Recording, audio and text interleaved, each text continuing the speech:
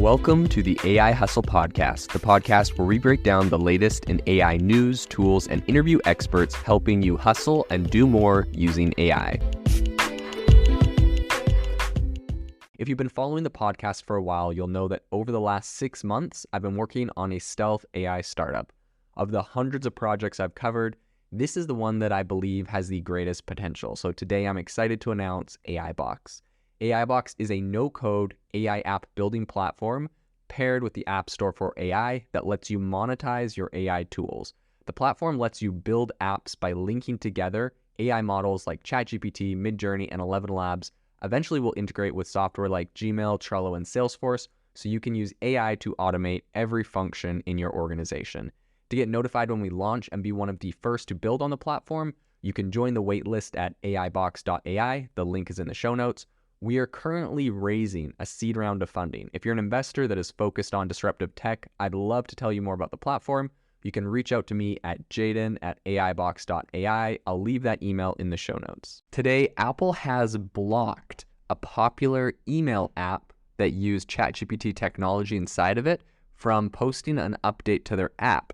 And this is something that has a lot of implications for the entire industry as a whole, especially considering the news of ChatGPT's API that came out yesterday. So today on the podcast, we are going to be diving into what this means exactly for the industry and what is going on in this particular case. So essentially what is happening is Apple, who, if you aren't in software, what happens is every time you want to make an update to your app and every time you want to add new features, you have to resubmit it to Apple. They'll have a person manually review it, make sure you're following all of their protocol, and if everything looks good, they approve the app, goes live on the App Store.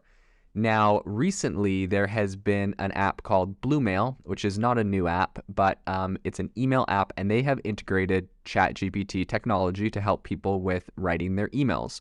And Apple has blocked Bluemail, and they gave them a little a blurb about why they blocked them. They said, your app includes AI-generated content, but does not appear to include content filtering at this time.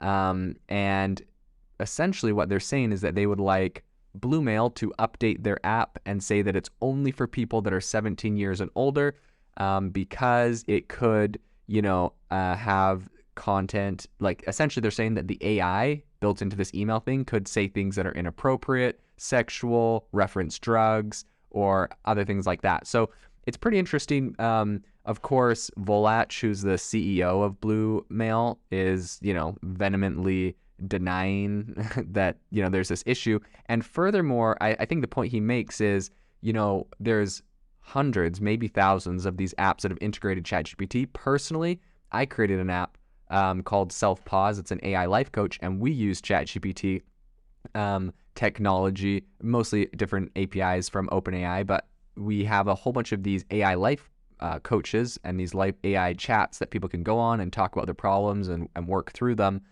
help set goals and whatnot. And so we're kind of like the first AI life coach, but we're doing the exact same thing. So the implications in this are pretty massive, because if Apple's telling people that, they have to shut their if they have to put content warnings and put restrictions and stuff on their app, when all of this is just coming from OpenAI, it's a pretty big implication. Essentially, no one under 17, assuming people put their correct age on their accounts, would be able to use ChatGPT technology integrated into apps.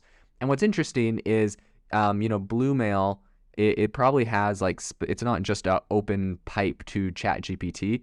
It's probably got like custom prompts and scripts and things written in there so that it's like harnessing the power of ChatGPT to be able to write different areas, write different things for your email. Probably helps auto-generate titles or subject lines, help auto-generate emails and whatnot. But it's not necessarily like pretty much what I'm envisioning this would look like.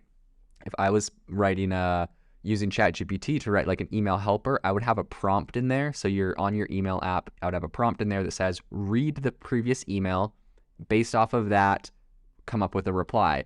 And so, it's not like this thing is just like an open fire hose to OpenAI and it's going to come up with something completely crazy or inappropriate. It's just going to be replying to people's stuff. So I think it's a little bit unfair of Apple, and apparently they agree. There's thousands of ChatGPT-like apps that have been published, and so if they're trying to kind of curb innovation on this one, it's going to affect everybody. So it's going to be pretty interesting to see what happens here. I think that, we've seen a lot of controversy around this area in general, and OpenAI has actually, to this point, tried to, put a bunch of trust and safety features, which also have their own controversy, but they've been trying to put their own trust and safety features on there. So I think, this thing isn't really built to say anything that's too off the rails, that you would need those kind of, age restrictions on and whatnot.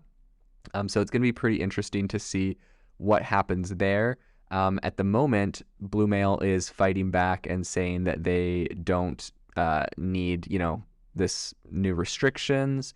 And they said that they've been able to update their Android Bluemail app on Google Play on their app store. So, this is completely fine on Google Play, which has, also really strict rules for everything, the same as Apple. And Apple, it's kind of interesting that it feels like they're kind of targeting this one specific company. And if you think that that is all the controversy around the story, I will bring up one other thing that is pretty interesting. Apparently, this is not Bluemail's first run-in with Apple. So in the past, Apple actually went and removed Bluemail in 2019 when they had, so essentially what Apple did is they came out with this new thing. Everyone used to have this like sign in with Google or sign in with Facebook, and Apple wanted to be, join the cool kid club and have a sign in with Apple. And, they said it was for more security and safety and being anonymous, because essentially if you sign in with Apple on apps, you can hide your email so the app doesn't know what your email is. And so anyways, Apple rolls this out, and they, I guess, didn't implement it fast enough. And they actually went and removed Bluemail from its Mac App Store. And, they said it was due to security concerns or whatever. And, then they went and they said that there was no security concerns. And so Apple eventually went and ended up approving the app many months later and putting it back on.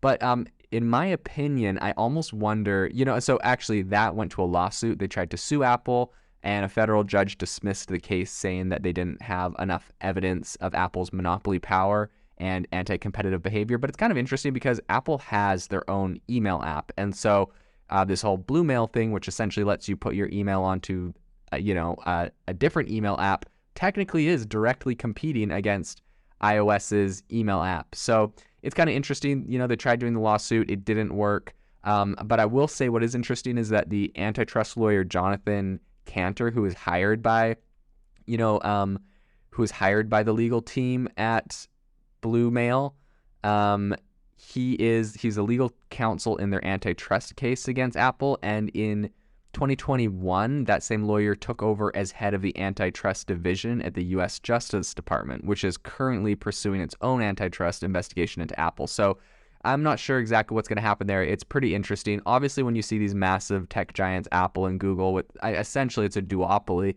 over the App Store.